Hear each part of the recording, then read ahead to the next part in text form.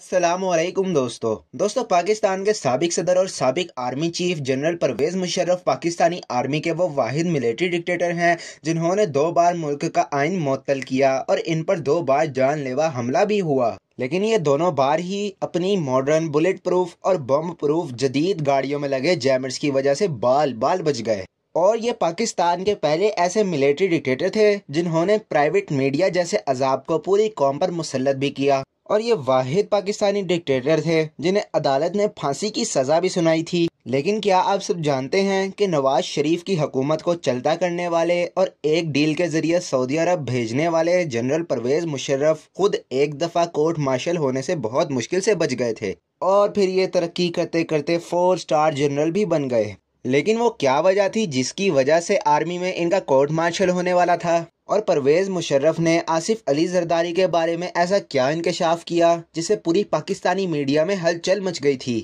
2002 میں مشرف نے اس وقت کے آرمی چیف کو ایسا کیا حکم دیا تھا جس وجہ سے بھارتی فوج کے پسینے چھوٹ گئے تھے؟ اور پاکستان میں مشرف کے کتنے گھر موجود ہیں؟ دبئی اور لندن میں انہوں نے کتنے فلیٹ اور کس طرح سے حاصل کیے ہیں؟ ان ساری باتوں کے جواب آج کی ویڈیو میں ہم آپ کو بتائیں گے۔ لیکن اگر آپ کو نالج پیپل کی ویڈیوز اچھی لگ رہی ہیں تو ابھی سبسکرائب کے بٹن کو دبائیں اور گھنٹی کے آئیکن کو بھی کلک کریں اور آل پر کلک کریں تاکہ نالج پیپل کی فیملی کا حصہ بن سکیں۔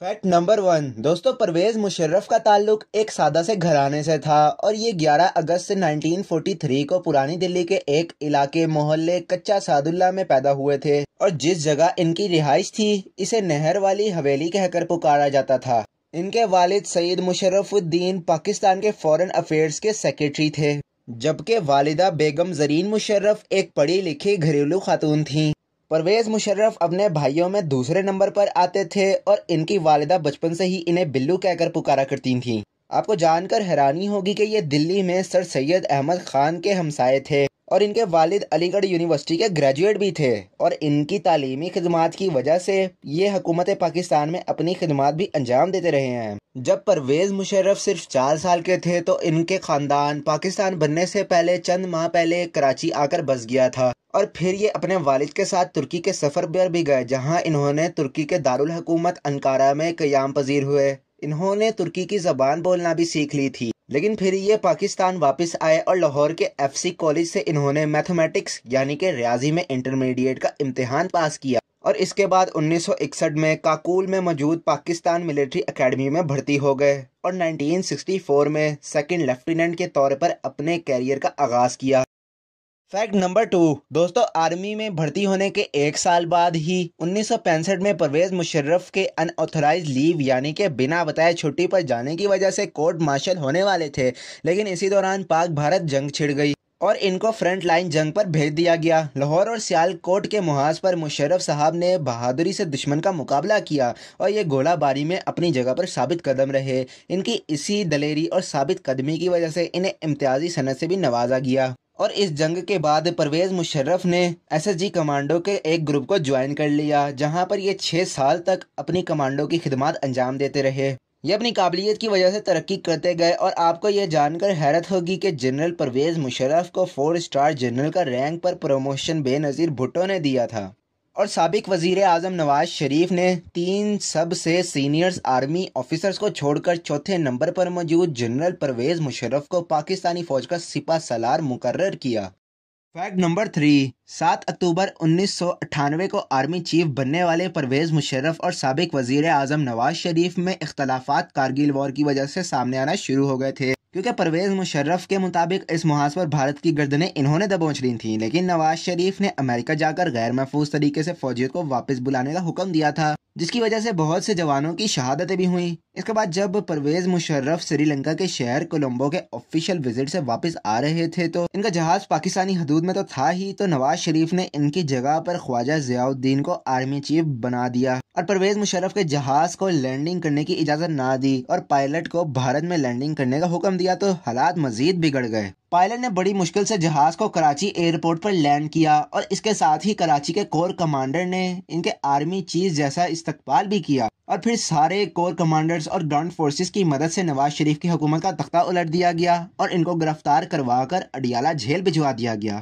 12 अक्टूबर 1999 को आइन मुअत्तल करते वक्त मार्शल लॉ नाफिज कर दिया गया और मुल्क के चीफ एग्जीक्यूटिव परवेज मुशर्रफ बन गए। तैयारा अगवा केस में नवाज शरीफ के खिलाफ मुकदमा चलाकर इन्हें सजा देने से पहले ही सऊदी किंग फहद से ज़ाती मरासिम होने की वजह से नवाज शरीफ और इनके ख़ानदान में एक डील के ज़रिए 10 साल तक जिला वतनी में गुजारने का अहद किया और नवाज शरीफ एहलो अय्याल समेत मुल्क छोड़कर चले गए। और इसके बाद परवेज़ मुशर्रफ ने अवामी रेफरेंडम के ज़रिए ख़ुद को वर्दी में सदर मुंतखब करवाया और अपने इक़्तिदार मज़ीद मुस्तहकम किया, जो कि 18 अगस्त 2008 को ख़त्म हुआ।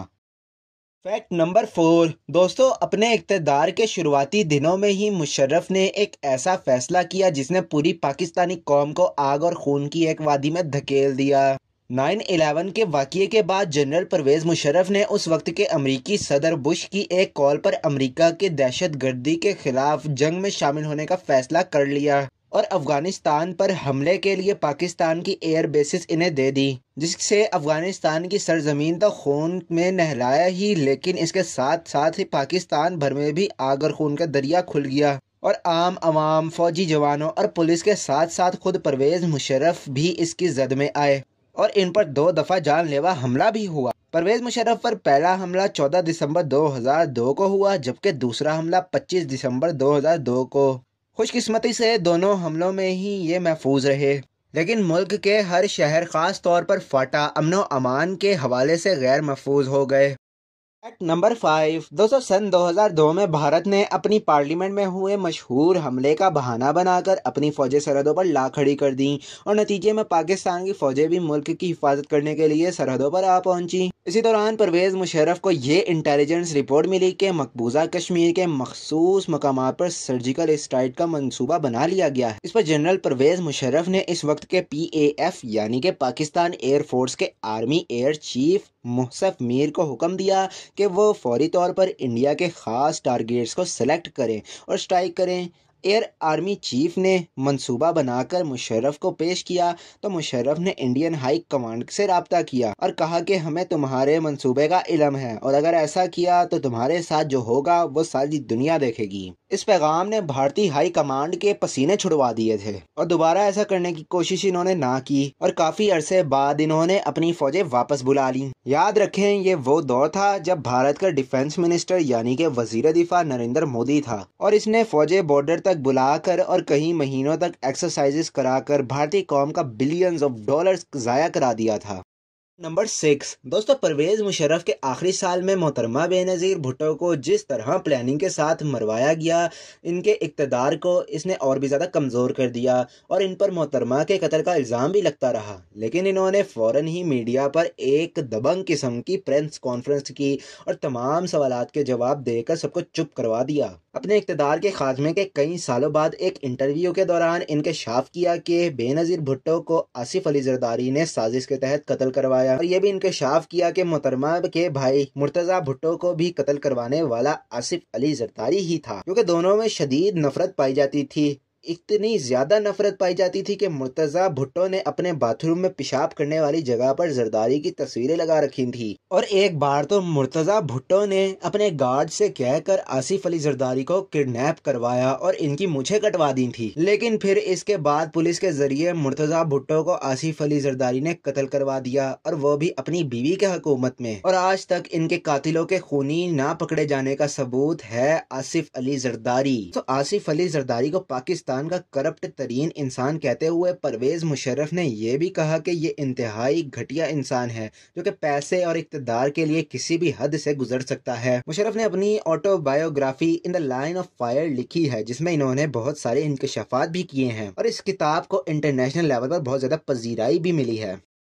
नंबर 7 दोस्तों, आप जनरल परवेज़ मुशर्रफ को आइन तोड़ने वाला मुजरिम भी कह सकते हैं और अमरीकी सदर बुश की एक कॉल पर लेटने वाला भी कह सकते हैं और हज़ारों मुसलमान अवाम का कातिल भी कह सकते हैं। लेकिन करप्शन एक ऐसी चीज़ है जिसका परवेज़ मुशर्रफ से दूर दूर तक कोई ताल्लुक ना था और ना ही मेगा प्रोजेक्ट्स और किक पैक्स में करप्शन के सबूत मिलते हैं। तो सवाल ये पैदा होता है कि इनके पास पाकिस्तान में करोड़ों की मलकियतें कहाँ से आई और लंदन और दुबई में मौजूद लग्जरी फ्लैट्स किसने दिए। इसका जवाब आपको थोड़ी सी तहकीक और वेरिफिकेशन से मिल जाएगा। पाकिस्तान में हर रिटायर होने वाले आर्मी चीफ को 1000 गज का एक प्लॉट या 800 गज के 2 प्लॉट्स मिलते हैं और इसके साथ ही खतीर रकम भी रिटायरमेंट पर मिलती है। तो जनरल परवेज मुशर्रफ ने एक के बजाय 2 800 गज वाले घर ले लिए थे और इनको बेचकर हासिल होने वाली रकम में से मजीद प्लॉट्स लेकर इन पर घर तामीर करवाए। इस तरह ये कोर्ट कमांडर जब थे तो इस वक्त मिलने वाले प्लॉट्स भी इन्होंने बेचकर कारोबार में लगा दिए थे। जहाँ तक लंदन और दुबई के फ्लैट्स की बात है तो ये भी अपने कारोबार और कमाई से ही हासिल किए हैं। और आपको हैरत का झटका ये जानकर लगेगा